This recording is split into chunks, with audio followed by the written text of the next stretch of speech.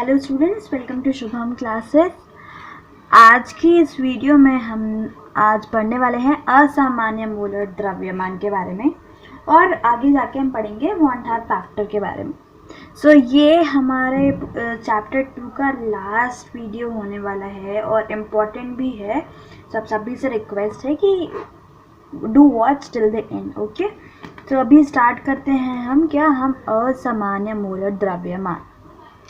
ठीक है, तो जैसा कि आपको नाम से ही पता चल रहा होगा कि असामान्य मोलर द्रव्यमान के बारे में पढ़ने वाले हैं। ठीक है, तो आइए देख लेते हैं कि है क्या प्रॉब्लम हो रही है कि असामान्य मोलर द्रव्यमान हमें मिल रहा है। ठीक है, तो स्टार्ट करते हैं। किसी विलयन में विलेय के कण संगुणित व वियोजित होने पर मोलर द्रव्यमान में होने वाला परिवर्तन ही क्या कहलाता है? असामान्य मोलर द्रव्यमान। तो जाहिर सी बात है, किसी विलयन में मतलब जो सॉल्यूशन हम बना रहे हैं उसमें विलय के जो कण हैं, हाँ, वो संगुणित या हो जाए या वियोजित हो जाए, यानी कि एसोसिएट हो जाए या डिसोशिएट हो जाए, तो उसके वजह से क्या होगा? मोलर द्रव्यमान में अंतर हो जाता है, परिवर्तन हो जाता है। और ऐसे कंडीशन में जो हमें मोलर द्रव्यमान मिलता है वो असामान्य होता है। ठीक है, जैसे कि हमने देखा था कि ए बी बी वाला केस अगर आपको याद हो तो संगुणन हो जा रहा था या उसमें वियोजन हो जा रहा था, जिसकी वजह से क्या हो रहा था? मोलर द्रव्यमान में अंतर। इसीलिए हम क्या कहेंगे, जब मोलर द्रव्यमान में परिवर्तन हो जाएगा तो क्या कहने वाले हैं हम इसको? असामान्य मोलर द्रव्यमान। ठीक है, अब दो कंडीशंस हैं, दो नोट लिखे हुए हैं आप लोगों के लिए। पहला क्या लिखा है? विलेय के कण संगुणित होने पर कणों की संख्या में कमी हो जाती है, जिसकी वजह से मोलर द्रव्यमान में वृद्धि हो जाती है। ठीक है, समझ में आ रहा होगा आप लोगों को। जो विलेय के कण हैं वो संगुणित हो जाते हैं। ठीक है, तो क्या हो जाता है? जैसे ए अलग था पहले, ठीक है, बाद में क्या हुआ? ये ए जुड़ गया, तो पहले इसका अगर मान लीजिए 1 रहा होगा और इसका भी 1 रहा होगा, तो अभी जब ये 2a बन चुका है तो इसका मान कितना हो जाएगा? 2। तो आप समझ पा रहे होंगे कि इसका जो अंतर है पर जिसका मोलर द्रव्यमान है वो कितना हो गया? 1 के बजाय कितना हो गया? 2 हो गया, राइट। तो यहाँ पर आप देख पाएंगे कि यहाँ परिवर्तन हो गया है, 1 से कितना हो गया? 1 से कितना हो गया? 2 हो गया, राइट। तो इसकी वजह से क्या हो गया? मोलर द्रव्यमान में क्या हो गई? वृद्धि हो गई है। ठीक है, तो यही मैं समझाना चाह रही थी कि विलेय के कण संगुणित होने पर कणों की संख्या में कमी हो जाती है। कण की संख्या कैसे कम हो गई? पहले a और a कितने थे? 2 थे, राइट। अभी 2a बना लिया जब, या हाँ 2a बना लिया तो कितना हो गया? 1 हो गया। तो 2 से 1 जाने पर क्या हो गया? जो हमारे संख्या थी कणों की संख्या थी वो कम हो गई, वो तो आधी हो गई, राइट। और मोलर द्रव्यमान क्या हो गया? वो तो बढ़ गया, राइट। अभी क्लियर हो गया होगा, आई गेस। नेक्स्ट पॉइंट देखिए, नेक्स्ट पॉइंट क्या है? विलेय के कण वियोजित होने पर, वियोजित का मतलब होता है जैसे यहाँ पर जैसे 2a था ना, 2a है तो ये पहले एक मॉलिक्यूल था, बाद में जब ये वियोजित हो जाएगा तो a प्लस a बना लेगा, यानी कि कितने हो गए? 2 हो गए अणु। मतलब कि क्या? इसका संगुणित होने का जस्ट अपोजिट है। तो आप कोई भी एक याद रखिए, और जब आपसे कोई उसका मतलब जैसे सपोज करिए आपने संगुणित याद कर लिया, संगुणन याद कर लिया, तो वियोजन क्या होगा? उसका तुरंत उल्टा कर लीजिए। ठीक है, संगुणन में हमने क्या देखा था? कणों की संख्या क्या हो रही थी? कम हो जाती थी, कमी हो जाती थी, राइट। तो वियोजन में क्या हो जाएगा? कणों की संख्या ज़्यादा होने वाली है। ठीक है, और दूसरा हमने देखा कि मोलर द्रव्यमान वृद्धि हो जाती है किसमें? संगुणन के टाइम पे। तो वियोजन के टाइम पे क्या होगा? कम होगा। अब इसको वेरीफाई कर लीजिए जो हमने स्टेटमेंट लिखा है उससे। तो विलेय के कण वियोजित होने पर कणों की संख्या में वृद्धि हो जाती है, जैसे मैंने अभी आपको एक्सप्लेन किया, राइट। और क्या होता है? मोलर द्रव्यमान में क्या हो जाएगा? कमी हो जाएगी, है ना। तो इसीलिए आप कोई एक याद रखिए, या वियोजन या संगुणन, दोनों में से एक कंडीशन याद रखिए और दूसरा वाला उसका क्या होगा? उल्टा रहेगा। लेकिन ये ज़रूर याद रखिएगा कि उसका उल्टा होता है, ठीक है, वरना क्वेश्चन में तो कोई फ़ायदा नहीं होगा, है ना। तो ये हो गया हमारा असामान्य मोलर द्रव्यमान का इंट्रोडक्शन। अब अगर असामान्य मोलर दाब को हमें समझना रहे तो उसके लिए साइंटिस्ट ने क्या किया, एक तरीका अपनाया। क्या किया, असामान्य मोलर द्रव्यमान को समझाने के लिए वान ठाप नाम के एक वैज्ञानिक थे। उन्होंने अपने हिसाब से, अपने अकॉर्डिंग एक प्रतीक ले लिया, आई। ठीक है, वान ठाप फैक्टर आई बोलते हैं इंग्लिश में इसको, और हिंदी में बोलते हैं वान ठाप गुणांक। ठीक है, वान ठाप गुणांक आई। ठीक है, तो क्या किया सिर्फ ये असामान्य मोलर द्रव्यमान को समझाने के लिए वान ठाप साहब आए। उन्होंने कहा कि चलो आई से इसको प्रस्तुत किया जाएगा, ये जो एबनॉर्मलिटी है, ये जो असामान्यता है, इसको हम आई से प्रस्तुत करेंगे। ठीक है, और इसका नाम रख दिया गया वान ठाप गुणांक। ठीक है, क्योंकि वान ठाप जी ने दिया था, वान ठाप साइंटिस्ट ने दिया था, इसलिए इसका नाम रह गया वान ठाप गुणांक। अब इसके अनुसार अणु संख्यक गुणधर्मों के प्रक्षित व सैद्धांतिक मानों का अनुपात ही क्या कहलाता है, वान ठाप गुणांक कहलाता है। ठीक है, ठीक है, तो इसका मतलब ये हुआ कि थियोरेटिकली, यानी कि जो प्रिंसिपल से आया है वो, और जो असलियत में हमें मिल रहा है। ठीक है, जैसे सपोज कि हमने माना कि एक कंटेनर है, कंटेनर में हमने किसी फॉर्मूला से निकाला कि इसमें 10 गेंदें होनी चाहिए। ठीक है, 10 गेंदें होनी चाहिए, लेकिन किसी वजह से यहाँ पर जब हम लोग ने उसको चेक किया तो सिर्फ 8 गेंदें रहीं। ठीक है, तो इसका मतलब क्या हो गया, ये हो गया हमारा 10 गेंदें हो गया हमारा सैद्धांतिक मान, और 8 हो गया हमारा प्रक्षित मान। ठीक है, तो इन्हीं दोनों मानों के, यानी प्रक्षित व सैद्धांतिक मानों का जो अनुपात होता है वो क्या कहलाता है, वही कहलाता है वान ठाप गुणांक। ठीक है, तो उसको आप कह सकते हैं कि I इज इक्वल टू, इसके लिए फॉर्मूला बना दिया गया। क्या बना दिया गया, I इज इक्वल टू वियोजन या संगुणन के बाद अणु संख्यक गुणधर्म का प्रेक्षित मान। ठीक है, प्रेक्षित मान जो हमें मिल रहा है, वियोजन या संगुणन से पूर्व अणु संख्यक गुणधर्म का सैद्धांतिक मान। मतलब कहिए कि जितना होना चाहिए था, जो सिद्धांत कहता है, जो प्रिंसिपल बताता है कि इतना होना चाहिए, वो मान नीचे रहेगा यानी डिनोमिनेटर में, और जो हमारा प्रेक्षित मान है, जो हमें ज्ञात हो रहा है, जो हमें मिल रहा है जब एक्सपेरिमेंट हम कर रहे हैं, जब हम कोई एक्सपेरिमेंट कर रहे हैं तो जो हमें मिल रहा है, अणु संख्यक गुणधर्म मिल रहा है, वो रहेगा आपका न्यूमरेटर, मतलब ऊपर लिखा जाएगा, और वो कहा जाएगा प्रेक्षित मान। ठीक है, तो जब इन्हीं दोनों का अनुपात यानी प्रेक्षित मान किसका, वियोजन या संगुणन के बाद बदल जाता है, राइट, हमने देख लिया। तो वियोजन या संगुणन के बाद अणु संख्यक गुणधर्म का प्रेक्षित मान डिवाइडेड बाय वियोजन या संगुणन से पूर्व अणु संख्यक गुणधर्म का सैद्धांतिक मान। तो इन दोनों का जो रहेगा अनुपात वो क्या कहलाएगा, वान ठाप फैक्टर आई।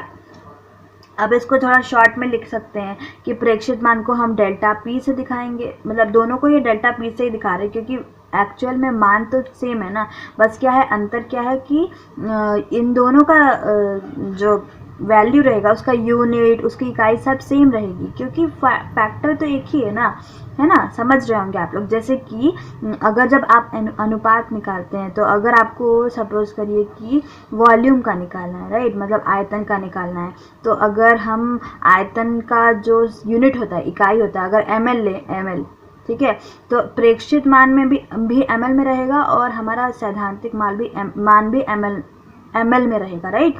तो जब ml कट जाएगा तो जो अनुपात आएगा वो उसका यूनिट नहीं रहेगा कोई, क्लियर है, उसका यूनिट नहीं रहेगा। कहने का मतलब क्या था कि I का कोई इकाई नहीं रहेगा।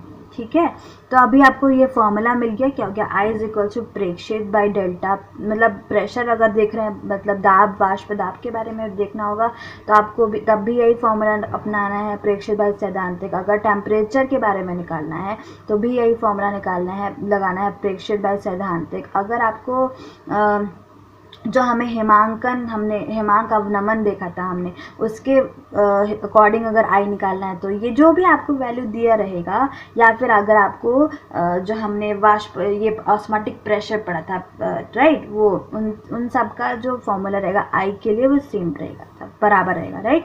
तो हमने जो फैक्टर्स पढ़े हैं, जो 4 फैक्टर्स हमने पढ़े हैं, जो हमारा वाष्प पदार्थ था, हमारा हिमांक अवनमन था, राइट, उस तरीके से हमने 4 हमने कंडीशंस पढ़ी थी, राइट। तो उसके ही आई इज इक्वल टू ये सारे टर्म्स रहेंगे, राइट। अगर आपको जो भी एक चीज़ वैल्यू दी हुई है आप उससे आई निकाल सकते हैं, ठीक है। हम जानते हैं कि परासरण दाब मोलर द्रव्यमान के विक्रमानुपाती होता है, ठीक है, विक्रमानुपाती होता है। अतः वॉन्टाप के अनुसार मोलर द्रव्यमान की गणना ऐसे भी की जा सकती है। कैसे की जा सकती है? विलेय के मोलर द्रव्यमान का सैद्धांतिक मान ले लीजिए और इसको डिवाइड कर लीजिए विलेय के मोलर द्रव्यमान का प्रेक्षित मान। यहाँ ध्यान दीजिएगा उल्टा है, ठीक है, मोलर द्रव्यमान सैद्धांतिक वाला ऊपर है और विलेय का जो मोलर द्रव्यमान का प्रेक्षित मान है वो नीचे है। क्लियर है? तो ये यहाँ पर ध्यान देने वाली बात है। हमेशा भी हमने देखा था कि सैद्धांतिक मान नीचे था और प्रेक्षित मान ऊपर था, लेकिन जब आपको मोलर द्रव्यमान निकालना है, ठीक है, मोलर द्रव्यमान निकालना है विलेय का, तो क्या हो जा रहा है? सैद्धांतिक मान ऊपर और प्रेक्षित मान नीचे, ठीक है। अब हम लोग अल्फा के बारे में थोड़ा जान लेते हैं। अब अल्फा क्या है, ठीक है, तो अल्फा है वियोजन की मात्रा। क्या है? वियोजन की मात्रा।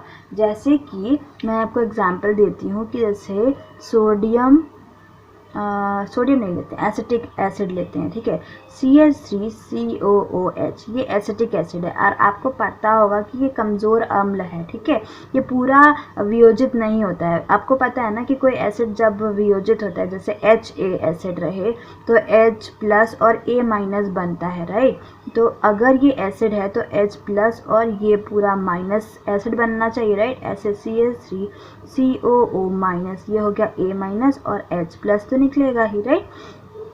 लेकिन एसिटिक एसिड चूंकि ये कमज़ोर एसिड है, कमज़ोर अम्ल है, तो ये पूरा डिसोशिएट नहीं होता, मतलब पूरा वियोजित नहीं होता है, ठीक है। ये जो वियोजन की मात्रा है ये हम लोग कमज़ोर एसिड या कमज़ोर बेसिस के लिए पढ़ेंगे, ठीक है। तो क्या होता है? CH3COOH जो है वो होता है इक्विलिब्रियम में, मतलब कि इसका कुछ हिस्सा ही टूटता है, ठीक है। क्या होता है? कुछ हिस्सा ही वियोजित होता है, ठीक है। तो इसका मतलब कि अगर हमने 1 मोल लिया है प्रारंभ में, अगर हमने 1 मोल लिया है प्रारंभ में, तो आपको कुछ समय के बाद, मान लीजिए T समय के बाद, तो यहाँ पर आपको पूरा 1 टूटा हुआ नहीं मिलेगा। मतलब अगर ये 1 था तो टूटने के बाद ये ख़त्म हो जाना चाहिए और ये 1 बन जाना चाहिए, राइट।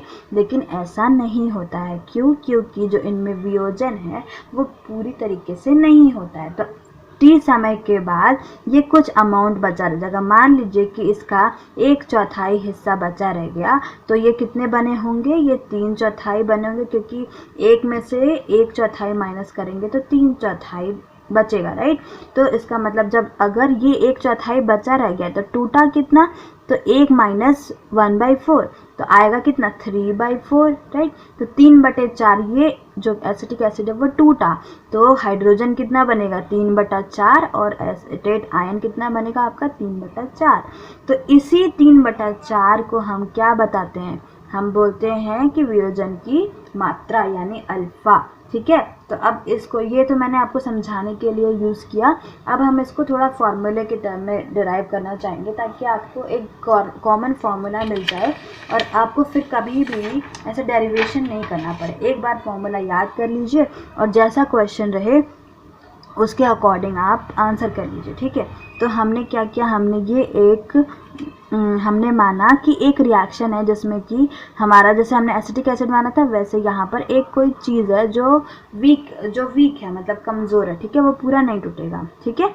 तो जैसे अगर वो पूरा टूटे तो कितना बनना चाहिए? अगर A टूट रहा, A जो है वो टूटता है, या फिर वो टूटता है, तो कितने में बनना चाहिए? Na बनना चाहिए उसका, ठीक है। Na मॉलिक्यूल्स निकलने चाहिए उसमें से, ठीक है। तो इनिशियली, मतलब प्रारंभ में हमने अगर 1 लिया और जब रिएक्शन अभी स्टार्ट नहीं हुआ है, टूटना स्टार्ट नहीं हुआ है, तो ये जो Na बन रहा है हमारा, वो कितना होना चाहिए? वो 0 होना चाहिए, राइट। क्योंकि अभी जस्ट हमने A लिया ही है कंटेनर में, अभी टूटना स्टार्ट नहीं हुआ है, ठीक है। तो Na कितना रहेगा? 0 रहेगा। टी समय के बाद, कुछ समय कितना मान रहे हैं हम, टी समय, टी सेकेंड मान लीजिए, टी मिनट मान लीजिए, ठीक है। तो टी समय के बाद क्या होता है, मान लीजिए कि ए का अल्फा हिस्सा टूट गया, ठीक है। तो बचेगा कितना, 1 माइनस अल्फ़ा बचेगा, ठीक है। तो ये बचा हुआ अमाउंट है, और जब अल्फ़ा इसमें से अल्फ़ा टूटा तो ये कितना बनेगा, अल्फ़ा ही बनेगा, राइट। तो हमने एन अल्फ़ा लिख दिया, ठीक है। एन कहाँ से आया, क्योंकि यहाँ पर हमने माना है कि ए टूटता है तो एन ए बनता है, ये माना हुआ है सब कुछ, ठीक है। तो इसीलिए जब अल्फ़ा टूटेगा तो एन अल्फ़ा बनेगा, राइट, ठीक है। अब हमने सैद्धांतिक मान लिया। सैद्धांतिक मान हमारा कितना होना चाहिए, जो हमारा सबसे स्टार्टिंग में है, ठीक है। कितना होना चाहिए, 1 + 0, क्योंकि ये हमने पूरा 1 लिया है और ये भी बना नहीं है 0, तो इसलिए 1 + 0, तो कितना हो जाएगा, 1 के बराबर हो जाएगा। अब प्रेक्षित मान मतलब आप एक्सपेरिमेंट होने के बाद जो मान बच रहा है वो क्या है आएगा। तो देखिए हमें जब हमें मान निकालना है तो हमें इसका ए का और एन ए का दोनों को जोड़ना है, राइट। तो हम क्या करेंगे, 1 minus alpha plus n alpha, तो 1 minus alpha plus n alpha, आपको ये दिख रहा होगा, ठीक है। अब क्या है, हमने देखा कि वॉन हाफ गुणांक क्या होता है, वो सैद्धांतिक मान और प्रेक्षित मान का क्या होता है, अनुपात होता है, राइट। तो हमने प्रेक्षित मान ऊपर लिखा और सैद्धांतिक मान नीचे लिखा, और इसके अकॉर्डिंग हमारा ये आया, ठीक है। हमने 1 minus alpha plus n alpha divided by 1 लिख दिया हमने यहाँ पर, अनुपात क्या हो गया हमारा, वॉन हाफ गुणांक। अब हमें यहाँ से हमने यहाँ से वॉन हाफ के टर्म में अल्फ़ा की वैल्यू निकालनी है, तो बिल्कुल ही आसान है, कुछ नहीं करना है। जैसे कि हमने यहाँ पर देखा था, ये 1 minus alpha plus n alpha by 1 is equal to क्या था, आई था, ठीक है। तो हमने यहीं से आगे बढ़ा दिया, क्या लिखा था, 1 minus alpha plus n alpha upon 1 is equals to I, ठीक है। तो 1 नीचे रहे ना रहे एक ही बात है, ठीक है। तो क्या हो गया, 1 minus alpha plus n alpha is equals to I, ठीक है, क्लियर है। अब हम क्या करेंगे कि इसको लेके जाएंगे इस तरफ, ठीक है। तो क्या हो जाएगा, i माइनस 1, जब यहाँ पर कोई साइन नहीं है मतलब प्लस है, और जब बराबर के इधर लेफ्ट साइड से राइट साइड कोई चीज़ जाएगी तो क्या होगा, साइन ऑपोजिट हो जाता है, राइट। ये तो आप लोगों को ज्ञात होगा। तो ये हो जाएगा हमारा -1, और क्या हो जाएगा, एन अल्फ़ा के सामने प्लस है और अल्फ़ा के सामने माइनस है, तो ये हो जाएगा, ये आ गया हमारा यही टर्म, ठीक है, क्लियर है। अब यहाँ से आगे फॉलो अप कर लेते हैं, क्लियर है। अब क्या करना है, हमें यहाँ से अल्फ़ा कॉमन ले लेना है, तो i minus 1 is equals to alpha हमने कॉमन ले लिया, n माइनस 1 बचा, ठीक है, ये हो गया। अब क्या करेंगे, अल्फ़ा की वैल्यू निकालनी है, तो बस n माइनस 1 को इधर नीचे भेज दीजिए। तो जब कोई चीज़ मल्टीप्लाई में रहती है, बराबर के इधर आती है, बराबर के आर या पार लेफ्ट या राइट जाती है, तो हमें क्या हो जाता है, वो जो मल्टीप्लाई वाली चीज़ है वो डिवाइड में चली जाती है, राइट। तो क्या हो जाएगा, alpha is equals to i minus 1 ऊपर और नीचे n माइनस 1, ये आ गया हमारा फॉर्मूला, ठीक है। तो ये आपको याद रखना है, ये एक इम्पॉर्टेंट फॉर्मूला है, ठीक है। अब नेक्स्ट क्या है, संगुणन की मात्रा देख लीजिए, ठीक है। वो हमने क्या देखा, जो हमने अभी देखा, ये हमने देखा था कि वियोजन की मात्रा अगर अल्फ़ा रहे तो मतलब डिसोशिएशन हो रहा है, ठीक है, वियोजन हो रहा है। अब संगुणन अगर हो रहा हो तो क्या है, तो आपको क्वेश्चन में जब भी आपको क्वेश्चन दिया जाएगा तो आपको सबसे पहली चीज़ देखनी रहेगी कि संगुणन हो रहा है या वियोजन हो रहा है, ठीक है। उसके अकॉर्डिंग आपका फॉर्मूला जो रहेगा वो बदल जाएगा, ठीक है। तो अभी हमने वियोजन में देख लिया कि वियोजन में अल्फ़ा की जो वैल्यू रहेगी वो क्या रहेगी, i minus 1 divided by n minus 1। अब संगुणन की मात्रा में देख लीजिए, संगुणन की मात्रा जो रहेगी हमारे वो उसका देख लीजिए। तो जैसे हमने पहले केस में किया था, Na मानना और मान लिया कि यहाँ पे संगुणन हो रहा है, मतलब कि अगर A मॉलिक्यूल था, अगर 10 A मॉलिक्यूल है तो जो आपको मिलेगा वो A ऐसे मिलेगा, ठीक है, 10 ठो ऐसे लगे रहेंगे, एक मॉलिक्यूल अब माना जाएगा ये, ठीक है। दूसरा क्या हुआ, Na हमने लिया और ये माफ़ कीजिएगा, यस, Na हमने लिया और ये बन गया क्या, AN, ठीक है। अब इनिशियली हमने लिया था 1 तो ये 0 रहेगा, जैसे हमने माना कि अभी रिएक्शन हुआ नहीं है। पर t समय के बाद जब रिएक्शन हो गया है तो क्या हो जाएगा, यहाँ पर अल्फ़ा अगर इसमें से अल्फ़ा अगर टूट गया, अल्फ़ा अगर निकल गया तो ये कितना बनेगा, ये बनेगा alpha by n. Alpha by n क्यों बनेगा, क्योंकि यहाँ से अगर 10 मॉलिक्यूल जा रहे हैं तो यहाँ पर कितना बन जा रहा है, 1 बन जा रहा है, राइट, 1 बन जा रहा है। तो अगर अल्फ़ा देखा जाएगा तो 1/10 रहेगा, ठीक है। तो यहाँ पर n ही क्या रह रहा है, अल्फ़ा माना जा रहा है, तो अल्फ़ा बाई एन रहेगा, राइट। क्लियर हो गया होगा आप लोगों को, ठीक है। क्या n जो है ना, ये इससे सपोज कर लीजिए आपको डिवाइड करना है अल्फ़ा को, जितने एटम्स यहाँ से, जितने मोल या फिर जितना इसका अमाउंट टूटेगा उसको आपको n से डिवाइड करना है। n क्या यहाँ पर जितने मॉलिक्यूल्स मिलके एक बना रहे हैं, ठीक है, वही n रहेगा, ठीक है। क्लियर है। तो ये हो गया हमारा t समय के बाद क्या हो गया, 1 माइनस अल्फ़ा अगर बच रहा है, यानी अल्फ़ा टूटा होगा, सॉरी अल्फ़ा इधर गया होगा और रिएक्शन के बाद अल्फ़ा ख़त्म हुआ होगा, तो बचा कितना, 1 माइनस अल्फ़ा। तो यहाँ पर जो an है हमारा वो कितना बनेगा, वो हमारा बनेगा अल्फ़ा बाई n, ठीक है। क्लियर। तो अब सैद्धांतिक मान देख लीजिए। सैद्धांतिक मान निकालने के लिए हमें क्या करना है, जोड़ना है टोटल, तो 1 + 0 और प्रेक्षित मान भी निकालना, t समय के बाद जो मान आता है वही प्रेक्षित मान है, तो इसको भी जोड़ना होगा, 1 minus alpha plus alpha by n. तो ये हो गया हमारा प्रेक्षित मान। अब I क्या था, प्रेक्षित मान डिवाइडेड बाई सैद्धांतिक मान, राइट। तो बस वैल्यू पुट करिए, 1 minus alpha plus alpha by n is divided by 1, ठीक है। अब इसको ही रीअरेंज करना है। आप लोग सब इतने तो स्मार्ट हैं ही कि आप लोग रीअरेंज कर लेंगे, राइट।